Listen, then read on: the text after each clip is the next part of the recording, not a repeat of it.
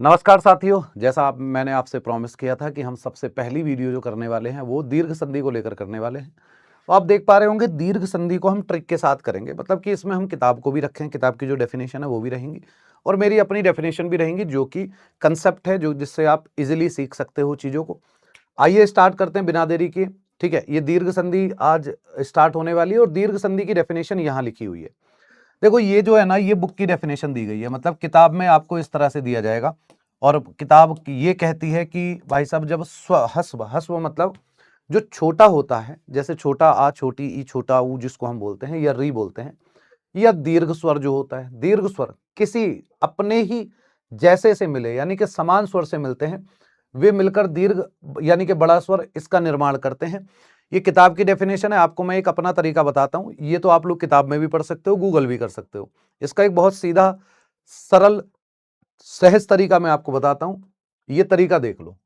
अगर आपको क्या करना है कि अगर आपको शब्द के बीच में मिल रहा है गाइस, अगर आपको किसी भी शब्द के बीच में अगर आपको ये वाले तीन में से कोई एक स्वर मिल रहा है, या तो ये मिल रहा है या ये मिल रहा है या फिर ये मिल रहा है, हम इसको क्या कहेंगे? या तो आपको बड़ा आ मिल रहा है जिसको हम आ बोलते हैं, इसको हम बड़ी ई यानी कि ई, बड़ा ऊ यानी कि ऊ। अगर ये मिलता है तो दीर्घ संधि है। या फिर अगर किसी शब्द के अंत में, शब्द के अंत को हम शब्दांत बोलते हैं, शब्दांत में अगर आपको ऋण शब्द दिखाई देता है, ये संधि विच्छेद में होगा। या फिर आपको संधि शब्द में इस तरह से दिखाई दे जाए, तो ये दीर्घ संधि की एकदम खास पहचान है। ये केवल दो लाइन याद रख लेना, दो लाइन से आप दीर्घ संधि कभी गलत नहीं करोगे। एक बात और आप मेरी ध्यान रखना, संधि वहां से संधि विच्छेद हो सकता है, कोई भी एक शब्द जो होगा जहां से वो टूट रहा हो, या तो दीर्घ स्वर हो या फिर कोई एक व्यंजन जो चेंज हो रहा हो, बदल रहा हो किसी दूसरे में, जैसे व्यंजन संधि में आएगा। ठीक है, तो ध्यान रखना, हमें शब्द को वहीं से तोड़ना है। अब ये मत सोच लेना कि सब में, किसी भी शब्द में अयादि, जो आपके अयादि संधि है या फिर यण संधि है, उसके भी कुछ एग्जाम्पल होते हैं जिनके बीच में बड़ा आ, बड़ी ई, बड़ा ऊ होता है, ये ज्यादातर होता है। तो शब्द जहां से टूट सकता है और आपको देख के पता चल जाएगा, बोल के आप लोग इसको और इजीली कर सकते हो। स्टार्ट करते हैं। सबसे पहले ये मात्रा कैसे कैसे बनती है। चार प्रकार से निर्माण आ का होता है और कैसे कैसे निर्माण होता है कि या तो ये ए प्लस ए में अलग होगा, या फिर ए प्लस आ में अलग होगा, या फिर आ प्लस ए में अलग होगा, या फिर आ प्लस आ में अलग होगा। चार प्रकार से ये वाला स्वर आपका अलग होता है, वो मैं आपको बता दूंगा अभी संधि विच्छेद करके कैसे होगा। ये संधि विच्छेद करने में होता है। नेक्स्ट ई जो होता है, ये भी चार प्रकार से अलग होता है। या तो छोटी ई प्लस छोटी ई के मिलने से बनता है, या फिर छोटी ई प्लस बड़ी ई के मिलने से बनता है, या फिर बड़ी ई प्लस छोटी ई के मिलने से बनता है, या फिर बड़ी ई प्लस बड़ी ई के मिलने से बनता है। चार प्रकार से सेम ऐसे ही बन रहा है और चार प्रकार से ये बन रहा है, तो आठ प्रकार से निर्माण हो चुका है। इसके बाद बड़ा ऊ जो होता है ना, इसका निर्माण भी होता है, या तो छोटा ऊ प्लस छोटे ऊ के मिलने से बने, या फिर छोटे ऊ प्लस बड़े ऊ के मिलने से बने, या फिर बड़े ऊ प्लस छोटे ऊ के मिलने से बने, या फिर बड़े ऊ प्लस बड़े ऊ के मिलने से बने। इन सारी संधियों को हम सजातीय संधि के नाम से भी जानते हैं। जो आपकी दीर्घ संधि होती है, ये सजातीय संधि भी होती है। ठीक है, सजातीय संधि भी होती है, क्योंकि अपने ही जाति के जो अल्फाबेट होते हैं, जो स्वर होते हैं, उनके मिलने से बनता है। जैसे कि चार प्रकार से बन रहा है लेकिन एक ही वर्ग के हैं, यानी कि एक ही जाति के हैं। ठीक है, बात करते हैं री की। ये री आता है ऋण वाले में। ठीक है, तो ऋण वाले में ये जो आता है ना, तो इसमें क्या करना है आपको, इसको केवल आपको री प्लस री से अलग करना है। इस तरह से पहले वाला जो री होगा ना, वो लगा हुआ होगा आपको इस तरह से नीचे की तरफ। जो मैंने आपको ऋण में बताया था, तो ऋण में केवल इस तरह से लगा हुआ होगा। इसको आप टै मत समझ लेना। ठीक है, ये खड़ी पाई है और इस तरह से ये लगा हुआ होता है। बाद में जो मिलेगा ना, वो आपका री बनेगा, यानी कि इसका जो संधि विच्छेद होगा वो इस प्रकार से होता है। ठीक है, इसके एग्जाम्पल मैं आपको दिखाता हूं, चार टाइप के एग्जाम्पल, क्योंकि दो टाइप का ये है और दो टाइप की ये है। तो आइए शुरू करते हैं। जैसे विद्यालय शब्द लिखा हुआ है, तो इसमें आप देख पा रहे होंगे कि ये वाली जो मात्रा लिखी गई है ना, विद्यालय में जो मात्रा लिखी गई है, ये यहां लिखी गई है आ की मात्रा। ठीक है, और यही मैंने आपको बताया था कि इसी को आपको अलग करना है चार प्रकार से। अब मैं एक लाइन में लिखने का काम करता हूं। या तो ये ए प्लस ए या आ प्लस ए या आ के मिलने से बनेगी, चार प्रकार से बन गई है यहीं पर। ठीक है, मतलब इन दोनों के मिलने से या इन दोनों के मिलने से, इन दोनों के मिलने से या इन दोनों के मिलने से। ठीक, करना क्या होता है, मैं आपको एक सीधा सीधा फंडा बता देता हूं। इसके पहले जो लिखा हुआ है ना, इसको आप एज इट इज लिखते हो, इसमें कोई चेंज नहीं करते हो। ये विद्य शब्द हमने एज इट इज लिखा, प्लस बाद में जो लिखा हुआ है ना गाइज, इसको आप एज इट इज लिखते हो। अब हमें ये देखना होता है कि जो हमने संधि विच्छेद किया था, मतलब इन दोनों में से तो कोई एक मात्रा पहले आएगी प्लस के पहले, और इन दोनों में से कोई एक मात्रा प्लस के बाद आएगी। तो प्लस के पहले अगर विद्ध शब्द का अर्थ निकलता है तो ए उच्चारित हो जाएगा, नहीं निकलता तो आप आ लगा दो। तो ये विद्या सही अर्थ निकला, सार्थक शब्द है। और आलय शब्द जो होता है ना, वो वाला शुद्ध होता है, यानी कि ये जो बन रहा है बेटा, ये इन दोनों के मिलने से बन रहा है। विद्या प्लस आलय, बचपन से आप पढ़ते आ रहे होगे इस संधि विच्छेद को, इजिली आप लोग कर जाओगे।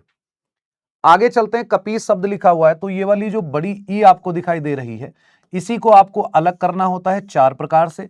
जैसे इन दोनों में से कोई एक आएगा प्लस के पहले, और प्लस के बाद में इन दोनों में से कोई एक आएगा। अब बात वही हो जाएगी कि ये वाला जो कप लिखा हुआ है, इसको आप एज इट इज लिखोगे, कोई चेंज नहीं करोगे, और बाद में जो से लिखा हुआ है, इसको भी आप एज इट इज लिखोगे। इतना वो क्या आपको स्ट्रॉन्ग करना पड़ेगा कि कौन सा ई लगाने पर शब्द शुद्ध होगा। ठीक है, अब बात करते हैं कि कपि शब्द में छोटी ई आएगी या बड़ी ई। तो छोटी आती है, क्योंकि कपि संस्कृत में इस तरह से लिखा जाता है, कपि माने बानर होता है। तो ये वाला आया, और यहां पर बड़ी ई। कभी भी ध्यान रखना कि किसी के लास्ट में आपको लग रहा है कि से है, चाहे वो गुण संधि हो, चाहे वो आपकी दीर्घ संधि हो, तो आपको ईश हमेशा यही वाला लिखना है। आंख बंद करके लिख देना कि बाद में यही वाला ईश आएगा हमेशा। ठीक, आगे बात करेंगे बधूत शब्द में, तो इसमें भी आप लोग देख पा रहे होंगे कि इसमें भी ये वाला बड़ा ऊ लिखा हुआ है। तो बड़ा ऊ भी आप लोग 4 प्रकार से अलग करो। छोटा ऊ या बड़ा ऊ प्लस के पहले आपको लिखना है, और छोटा ऊ या बड़ा ऊ प्लस के बाद आपको लिखना है। अब बात करेंगे कि क्या हम उसके पहले लिखा जाने वाला व और ध एज इट इज लिख दें? बिल्कुल एज इट इज लिख दो।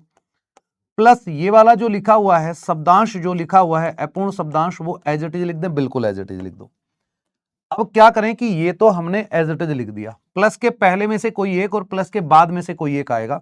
वधु शब्द हमेशा ये वाला शुद्ध होता है, शुद्ध वर्तनी आप लोगों को थोड़ी सी स्ट्रॉन्ग करनी पड़ेगी। और उत्सव जो होता है वो इस वाले ऊ के लिखने से शुद्ध होता है, यानी कि इन दोनों के मेल से यहां पर ये वाला स्वर बना हुआ है। ठीक है, तो 3 टाइप हो गए। अब बात करते हैं गाइस मात्रण की। ध्यान देना, मैंने आपको जस्ट अभी थोड़ी देर पहले बताया था कि अगर आपको इस तरह से ऋण लिखा हुआ आ रहा है, तो इसको क्या करना है, आपको एज इट इज लिख देना ऋण। ऐसे कर्ज, दीर्घ संधि के लास्ट में ऋण शब्द आता है। पहले जो लिखा हुआ है ना, उसको मात लिखो। तो मात में अब क्या है कि ये वाला जो री मैंने आपको बताया था, ये बताया था कि री प्लस री के मिलने से बनेगा। और मैंने आपको ये भी बताया था कि पहले वाला जो री है उसको आपको इस तरह से लिखना है। तो ये जो खड़ी पाई है, ये तो ये हो गई। ठीक है, और इसके नीचे आपको री को इस तरह से लिख देना है।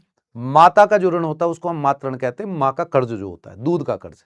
ठीक है, ये विशेष तरीका है इसका। थोड़ा सा आगे चलेंगे। अब जैसे धर्मार्थ लिखा हुआ है, तो अब थोड़ा सा फास्ट करने के लिए आपको क्या करना है कि आपको यहां तक एज इट इज लिखना है धर्म। देखो, थोड़ा फास्ट भी होना है, और इसको आपको एज इट इज लिखना है। अब ये बताओ कि क्या ये शब्द सही है? बिल्कुल सही है। ये वाला सही है? नहीं। इसमें एक ए और आएगा तो ये एकदम सही हो जाएगा। धर्म प्लस अर्थ धर्मार्थ हो जाता है। भाई धर्म का जो अर्थ जाने वो धर्मार्थ हो जाएगा। ऐसे ही विद्यार्थी लिखा हुआ है, तो इसमें आप एज इट इज सबसे पहले विद्या लिख दो। विद्या शब्द का अर्थ एकदम सही होता है। ठीक है, बाद में आप इसको लिखो एज इट इज। ये दूसरा तरीका है इसमें। ठीक है, मतलब कि विद्यार्थी में विद्यार्थी कौन होता है? विद्या का प्रयोग करने वाला। तो विद्या तो एज इट इज लिख दो शुरू में। ठीक है, अब बाद में ए या आ में से कोई एक लिख दो। एक ये तरीका भी होता है, ये थोड़ा शॉर्ट तरीका होता है। ये तभी आप कर पाओगे जब आपका पहला वाला कंसेप्ट जो मैंने आपको समझाया है वो आपका एकदम स्ट्रॉन्ग होगा। ए आएगा या आएगा, क्या आएगा उसके बारे में आगे चलेंगे। देवालय लिखा हुआ है, तो आप देवालय होता क्या है? आप सब लोग जानते हैं, देव होता है प्लस ये वाला लय होता है। अब ये बताओ कि क्या देव शब्द का अर्थ निकलता है? बिल्कुल निकलता है सर, देव शब्द का अर्थ है। तो इसमें ए तो स्वतः उच्चारित हो गया, लेकिन आलय कैसे लिखे जाएगा? इस तरह से। अगर आपको ये दोनों चीजें पता है ना, आलय कैसे लिखा जाएगा, तब भी थोड़ा आसान हो जाएगा। थोड़ा सा आगे बात करेंगे तो भाई साहब आप चाहो तो इसको इस तरह से भी कर सकते हो कि मह लिखा हुआ है और ये सय लिखा हुआ है। ठीक है, मह मह और सय। अब ये बताओ, ना तो अर्थ होता मह का, ना अर्थ होता शय का। तो मह का अर्थ नहीं होता तो महा लिख दो, और आशय इस तरह से शुद्ध होता है। ये वाला एकदम शुद्ध संधि विच्छेद आप लोगों का हो जाएगा। जो मैंने आपको 13 प्रकार से मात्राएं बना के बताई हैं, चार चार मात्राएं आ, ई और ऊ की, और एक प्रकार से मात्रा अलग होती है री वाली।